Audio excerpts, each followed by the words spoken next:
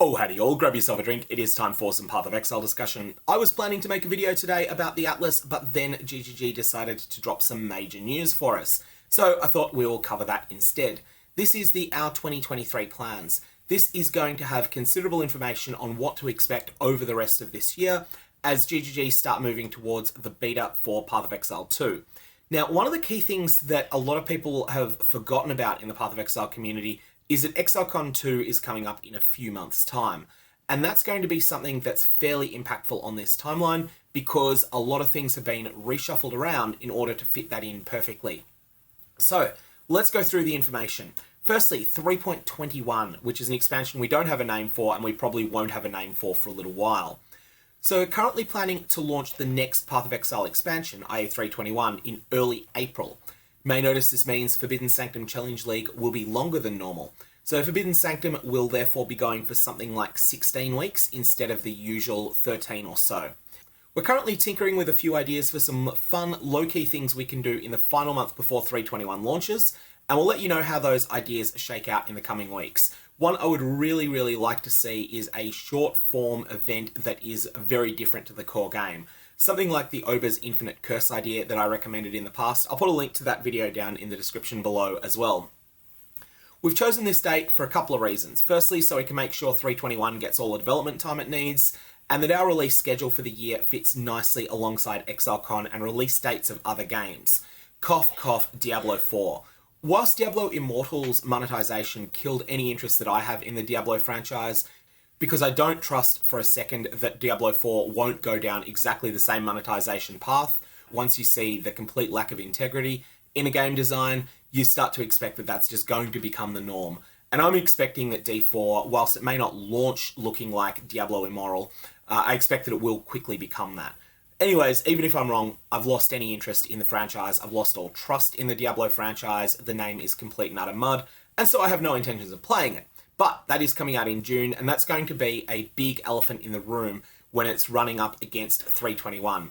GG have picked a pretty smart time to release around it. So 321 is coming out about 6 weeks before Diablo 4. This means that for those people that are genuinely interested in playing both, they can play 321. Then they can jump over and play Diablo 4 for a little while.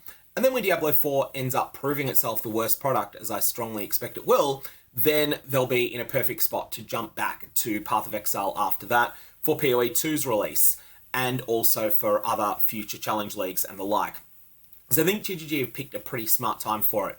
All that said, I do think that we will see a pretty catastrophic fall-off in players in 321 about the time of the 2nd of June.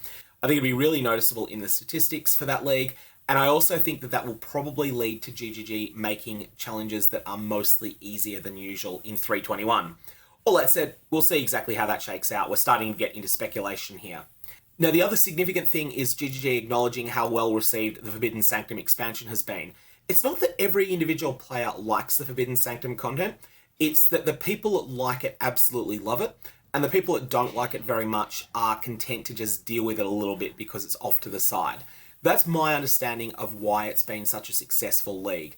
And I think that's one of the reasons that it could be one of the highest performing leagues in the 3.x era. Even though, like a lot of people will find, there's a couple of things they don't like about the current state of the game, overall, the state of the game is pretty good. So, let's get on to ExileCon. ExileCon is going to be taking place July 29 to 30 in Auckland. Now, I am not going this time. I came to the conclusion that the most important thing I can do in this period is going to be producing videos quickly on what's going on over there, and that's something I can't really do if I'm over in Auckland. So I'm not going to be there, but I will be reporting on it from here. And the convention will showcase everything you need to know about PoE 2, PoE Mobile, and PoE 322. Many of you have purchased your convention tickets and may be considering making your travel plans, which brings us to our next topic. PoE's 322 expansion. If you're coming to ExileCon and you want to do a bit of side travel in NZ, then we're suggesting that you travel before the convention rather than afterwards, because 3.22 is going to be landing reasonably soon after the ExileCon convention. So what it looks like they're doing is that the ExileCon is going to be the stream that normally happens 8 days before the league. You'll be wanting to play 322, so it's best to leave New Zealand a few days after ExileCon. Then you'll have enough time to make it back home, take care of your responsibilities before going full goblin mode at launch. The next thing I wanted to discuss is Path of Exile Mobile. The reason we're discussing this is that there's going to be a bit more news about it at ExileCon 2. At ExileCon 2019, PoE Mobile was announced, and initially people thought it was an out-of-season April Fool's joke. However, it turned out that it was a genuinely good product and that GGG are planning to do something that could really shake up the mobile gaming market. That is, that they're not going to go with the predatory monetization model that you see in mobile games, that you see in things like Diablo Immortal, but they're going to instead go for the same core monetization experience that they have in Path of Exile on PC and on console. I think that if they do this, Path of Exile Mobile could be a real game changer here. Partly as a gateway drug of sorts into Path of Exile, the console experience or the PC experience, but also it could be a very big success in its own right. Because even among a lot of people that are interested in gaming like me, I think of my mobile phone as a productivity and a connectivity tool, and that's because games are so bad on it.